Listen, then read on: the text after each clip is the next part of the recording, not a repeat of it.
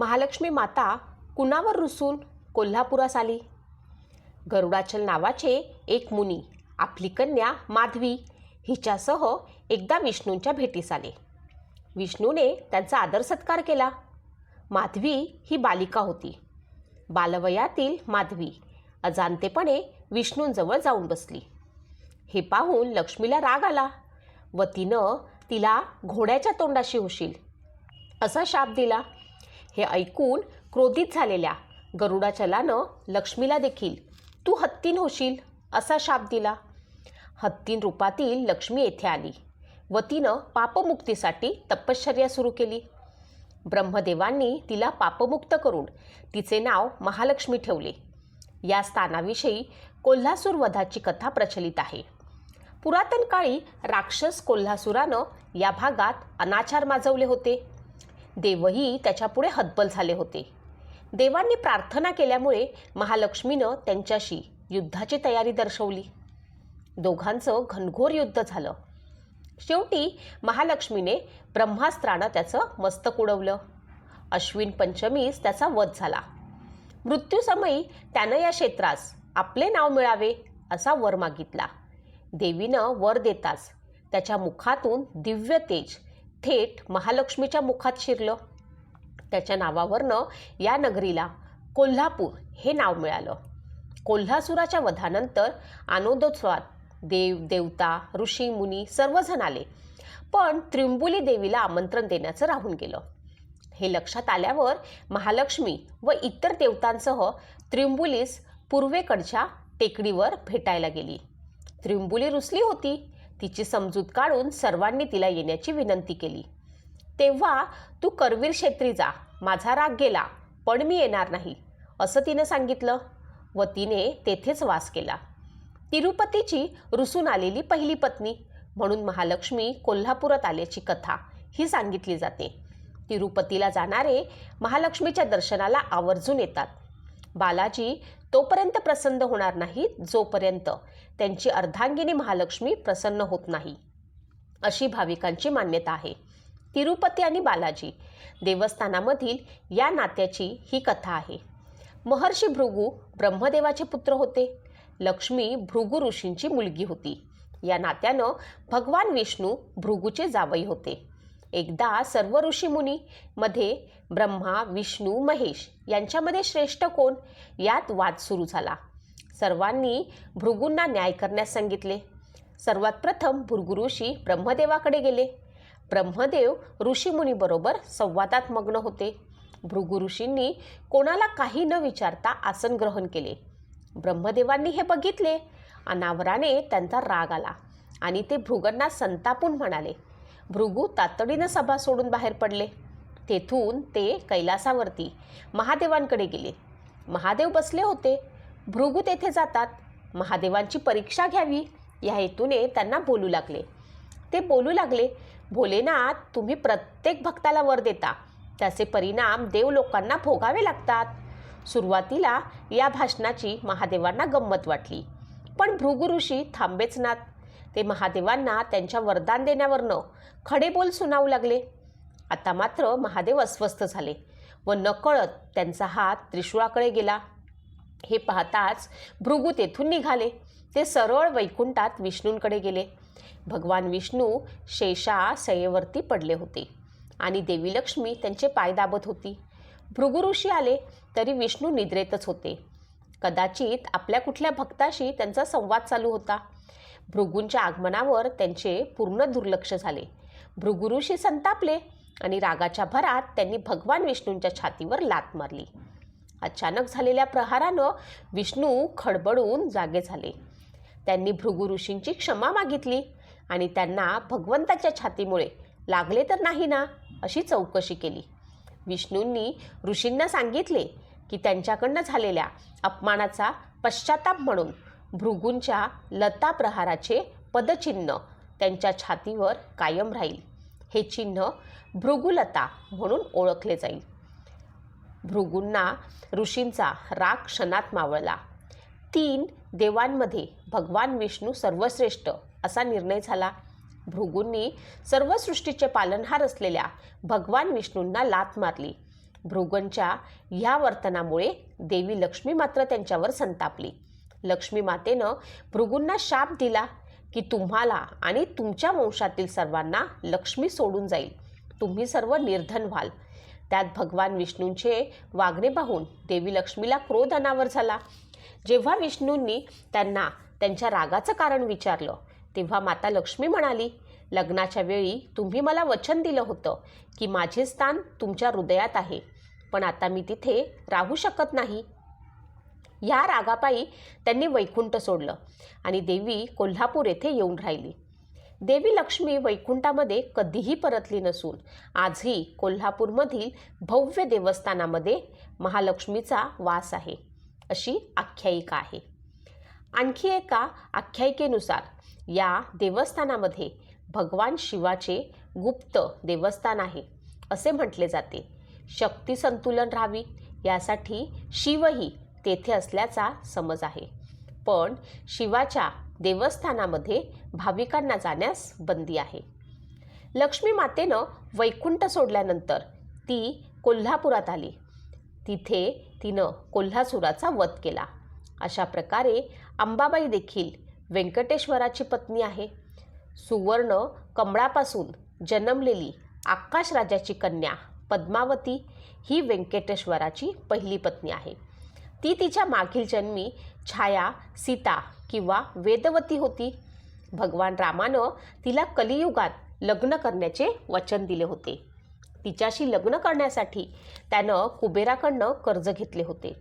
लग्नाच्या वेळी श्री महालक्ष्मी आपल्यासोबत असावी अशी परमेश्वराची इच्छा होती. तो तिला अनेक प्रकारे विनवणी करू लागले. तिला आणण्यासाठी सर्व देवांनी सूर्यदेवाला कोल्हापुरात पाठवले.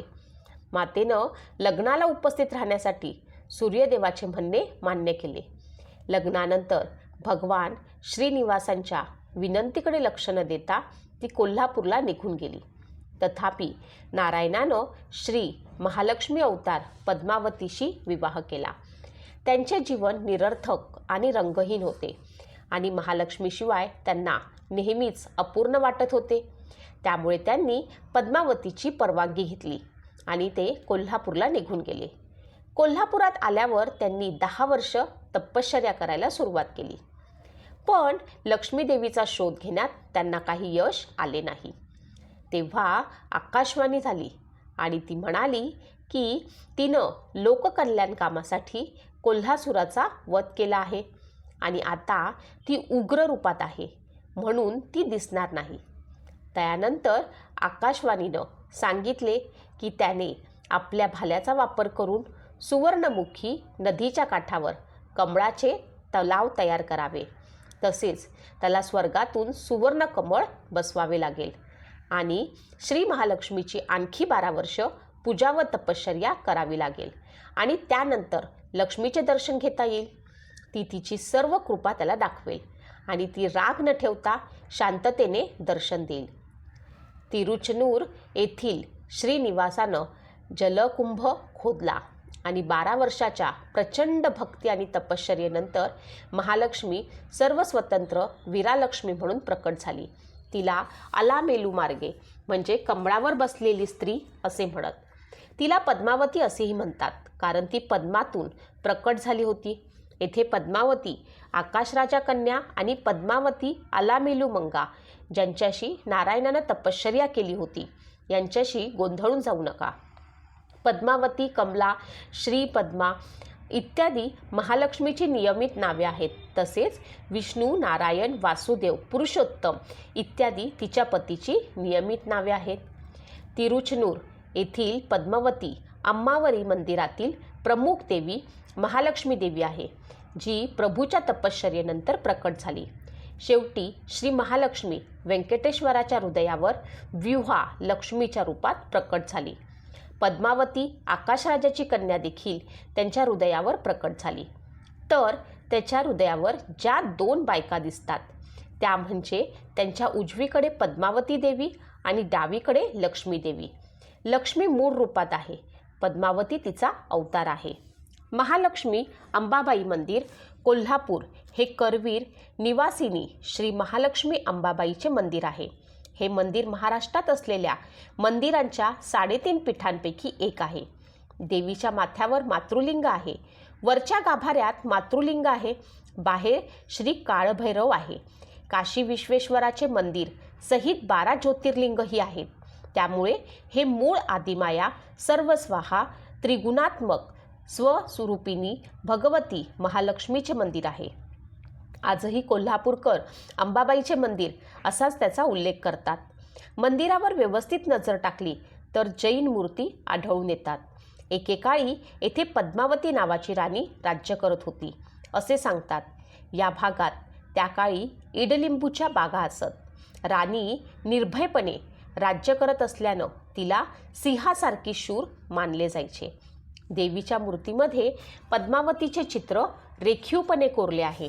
ही मूर्ती पद्मावतीची असल्याचा काही ठिकाणी उल्लेख आढळतो. पद्मपुराण, स्कंदपुराण, मार्कंडेय पुराण, देवी भागवत इत्यादी प्राचीन ग्रंथात महालक्ष्मीचा उल्लेख आहे. मार्कंडेय पुराणातील शाक्त संप्रदायाचे ग्रंथ दुर्गा सप्तशती नुसार सृष्टी निर्माणच्या व त्रिदेवांच्या आधी ब्रह्मांडात फक्त एक तेजस्वी ऊर्जा शक्ती होती. ती ऊर्जा शक्ती अर्थात परब्रह्म निर्गुण निराकार होती. त्या ऊर्जा शक्तीनं सगुण साकार रूप धारण केले. ती चतुर्भुज होती. ती तप्तकांचन वर्णभा अर्थात तापलेल्या सोन्याच्या रंगाची होती.